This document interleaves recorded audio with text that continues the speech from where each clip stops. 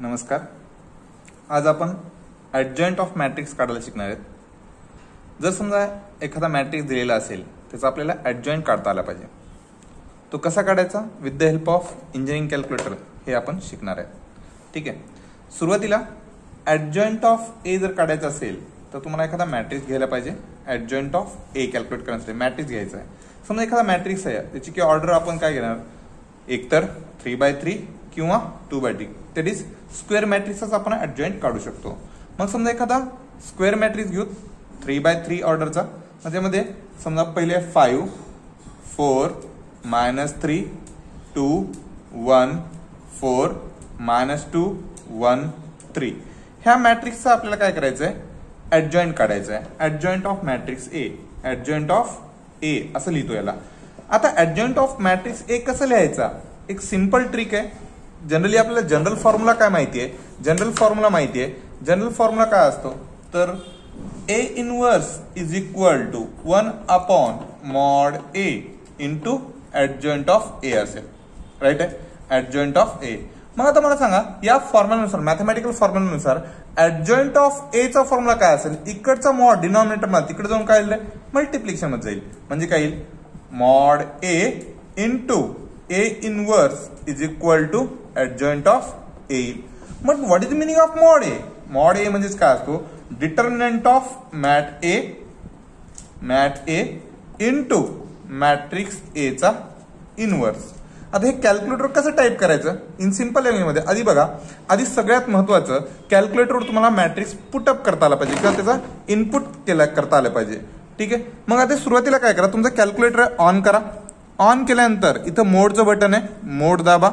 मोड दाबल्यानंतर त्याच्यामध्ये चेक करा की तुमचा मॅट्रिक्स मोडमध्ये आहे का कॅल्क्युलेटर. तर 6 नंबरला जे आहे ते मॅट्रिक्सचा मोड आहे. मग 6 नंबर बटन दाबा, त्यामध्ये मॅट्रिक्सचे ऑप्शन्स येतील.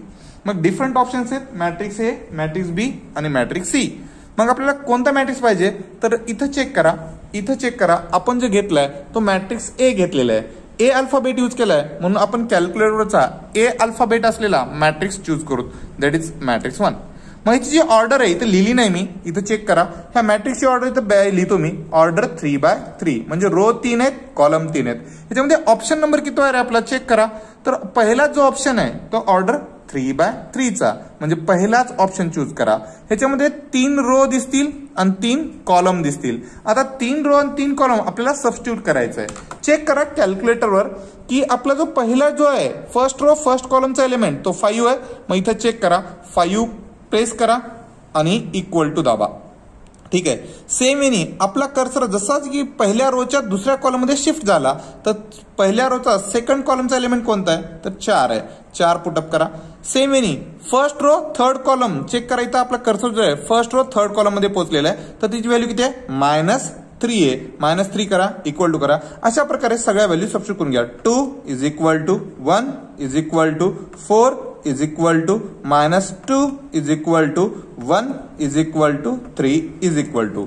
आता आपला जो सगळा डेटा आहे तो व्यवस्थित कंप्लीट झालेला आहे, पुटअप झालेला आहे. मग एसी बटन दाबा. आता चेक करा आपण जे व्हॅल्यू सबस्टिट्यूट केले ते करेक्ट की नाही. आता कधी जर समजा चुकून जर डाऊट आला, आपण जो डेटा पुटअप केलाय त्याच्यामध्ये काही करेक्शन वगैरे आहे का नाही चेक करायचंय. तर चेक कसं करायचं तर सेम वेनी शिफ्ट दाबा, 4 नंबर दाबा आणि त्याच्यामध्ये चेक करा मॅट्रिक्स ए चेक करायचं का, मॅट्रिक्स बी चेक करायचं का, मॅट्रिक्स सी चेक करायचं, काय चेक करायचं ते चेक करा. मग आता इथं मला मॅट्रिक्स ए चेक करायचं होता म्हणून मी 3 बटन दाबलं आणि इक्वल टू दाबलं. तर चेक करा आपण जो टाकलेला इनपुट डेटा आहे आणि दिलेला मॅट्रिक्स सेम आहे का चेक करा. तर मी चेक केलं 5 4 -3 first row. Second row check करा 2 1 4 आणि थर्ड रो चेक करा -2 1 3. म्हणजे सगळा डेटा करेक्ट आहे. मग मी एसी बटन दाबणार. आता ऍक्च्युली आपल्याला काय करायचंय तर ॲडजॉइंट ऑफ ए कॅल्क्युलेट करायचं. तर ॲडजॉइंट ऑफ ए चा फॉर्म्युला बघितला आपण, mod A into A inverse म्हणजेच काय, determinant of matrix A into matrix A चा इनवर्स. मग आता कसं करायचं, सेम वेनी शिफ्ट दाबा, 4 नंबर दाबा. पहिल्यांदा डिटरमिनंट घ्यायचं आपल्याला. आपल्याला काय घ्यायचंय डिटरमिनंट. किती नंबरचा ऑप्शन येते 7 नंबरला. डिस्प्लेवर काय आलं चेक करा, डिस्प्लेवर आलं DET म्हणजे आता कुणाचा घ्यायचा DET, मॅट्रिक्स ए चा. मग अजून डबल शिफ्ट दाबा, 4 नंबर दाबा. ह्याच्यामध्ये चेक करा मॅट्रिक्स ए किती नंबरला आहे, तर 3 नंबरला. 3 नंबर दाबा, ब्रॅकेट क्लोज करा. म्हणजे आता याचा अर्थ काय झाला, डिटरमिनंट ऑफ मॅट्रिक्स ए, म्हणजे आपण ह्या मॅट्रिक्स ए चा काय घेतोय, डिटरमिनंट घेतोय आणि त्याला कशाने मल्टिप्लाय करायचं, मल्टिप्लाय बाय कशाने, मॅट्रिक्स ए च्या इनव्हर्सने. आता मॅट्रिक्स ए चा जो इनव्हर्स आहे तो कसा घ्यायचा, शिफ्ट दाबा, 4 दाबा, 3 नंबर दाबा. इथं आलं मॅट्रिक्स ए. बरं मॅट्रिक्स ए पाहिजे का मला, नाही मॅट्रिक्स ए नाही पाहिजे मला, मॅट्रिक्स ए चा इनव्हर्स पाहिजे. इनव्हर्स कसं काढायचा, तर त्या क्वांटिटीचा x⁻⁻1 बटन दिसते बघा मोडच्या खालचा, ते बटन दाबायचं म्हणजे मॅट्रिक्स ए चा इनव्हर्स आला. डिस्प्लेवर तुम्हाला इथं इनव्हर्स दिसत असेल.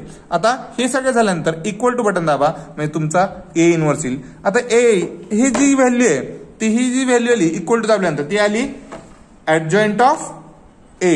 काय आली, adjoint of A. Value put up करून टाकतो मी, -1 -15 19 -14 9 -26 4 -13 and -3.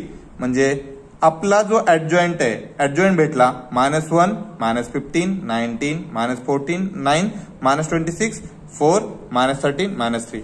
बट हे ऑर्डर 3 साठी, जसं आपण ऑर्डर 2 साठी केलं तसं इथं ऑर्डर 3 साठी डायरेक्टली करू शकत नाही. मग इथं तुम्हाला with the help of calculator ते डायरेक्टली कॅल्क्युलेट करता येईल. जर तुम्ही कॅल्क्युलेटर वापरत असाल तर हा हार्डली एक 5, 10 ते 15 सेकंदामध्ये होऊन जाईल. ठीक आहे, थँक्यू.